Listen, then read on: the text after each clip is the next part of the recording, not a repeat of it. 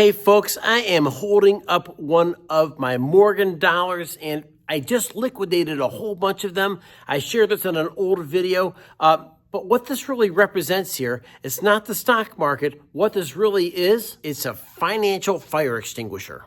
And your financial advisor isn't telling you because this thing has superpower. For decades, we were always told the 60-40 is the best way to have our monies diversified. 60% in stocks, 40% in bonds. And folks, make no question about it, this was the financial gold standard. But in a world where the Federal Reserve is printing out $1 trillion every 150 days or so, a bond really becomes much more as a certificate of confiscation and not necessarily keeping you ahead of inflation. Today, I'm showing you the math why silver, yes folks, silver is the most undervalued asset for Generation X, and I just sold some, but I'm here to tell you I'll be entering back into the market right around the time that silver hits this magic number, and I'll share that with you in this video.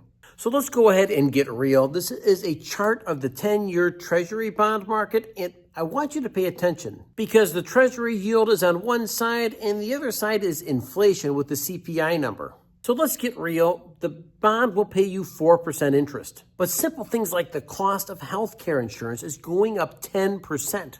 And if you're counting on the bond to take care of your healthcare, what's really happening is you are a slow motion train wreck waiting to happen. Because the majority of people think that the bond is really a place to keep your money safe. And in reality, inflation is killing the value of that bond, and that bond is really losing its buying power every single minute. And while I'm not a financial professional, I'm here to say these are the questions you should be asking your financial advisor about bonds and really how secure they really are right now. And most of them would be honest and they'll tell you the truth. Bonds aren't a really good place to keep your money right now as a storehouse of value.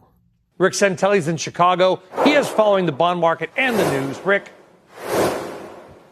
Well, I'll tell you what, you just nailed all the important variables. Let's start out with Challenger Gray Christmas. And consider its layoff announcements, first of all. Will they actually happen? Maybe, but they are the announcements. And if you wanted to make today's number look as bad as possible, here's how you'd say it.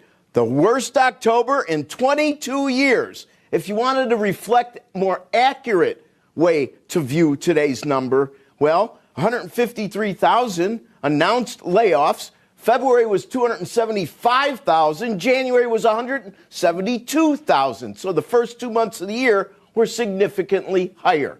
If you look at the response in the marketplace, obviously 2s and 10s both started to drift significantly lower, and that really was the driving force. And you mentioned it, Sully, a lot of people talking about it in terms of 22.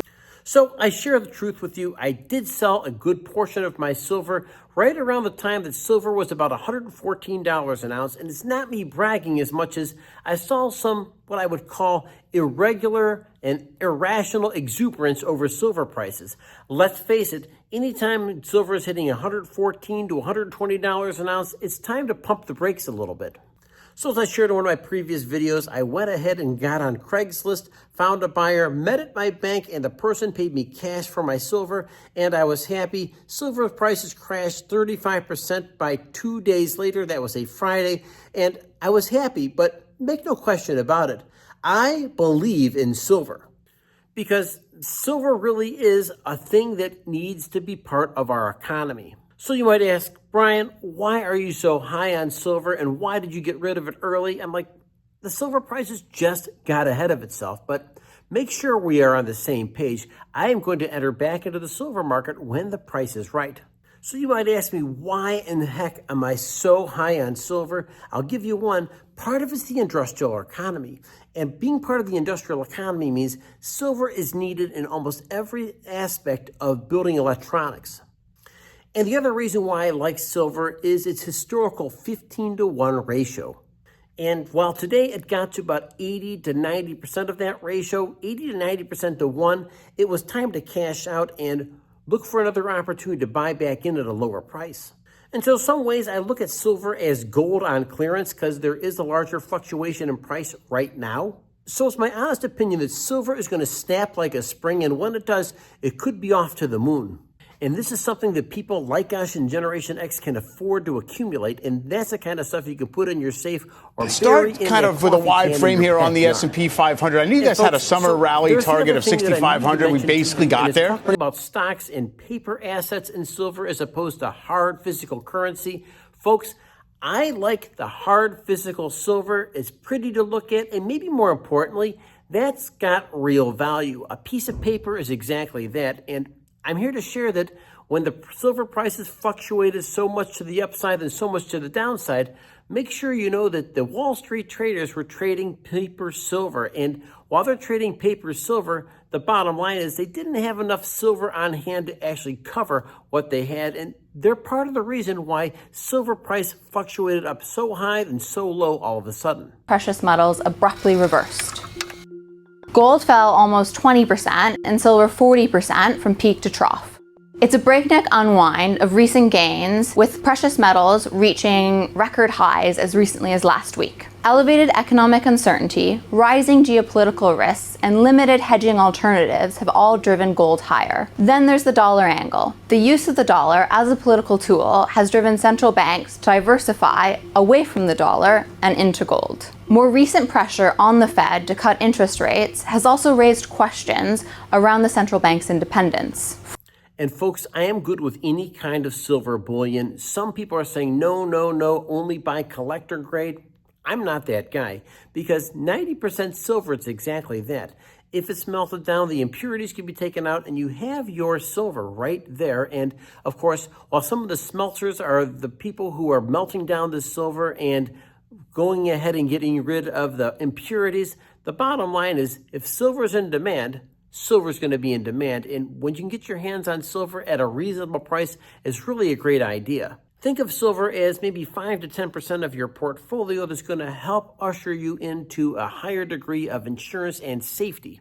In so many different ways, we're trying to protect the wealth that we've spent the last 30 years building with some type of a silver hedge and a precious metals hedge, so it's never a bad place to be. Just make sure you're buying at the right price, and right now, 75 still seems kind of expensive to me. So Generation X, the Fed can print paper money, we know that, and sometimes they don't even print the money. It's a few keystrokes, and they put more money into the economy, and of course, that comes at a price, and of course, that price is always going to be inflation. But I want to remind you, they aren't printing silver, they aren't printing gold. And there's so many different ways. There's a part of me that says we need to go back to basics. And if you're agreeing with me, drop a comment below, because I'd love to hear from you about why you own silver, why you've accumulated silver, whether you've liquidated some of your silver or gold for that matter, and maybe most of all, what kind of a position you're going to be in to start accumulating it, what number you're looking at. We need to hear from you, because the Generation X report is for Generation Xers just like us.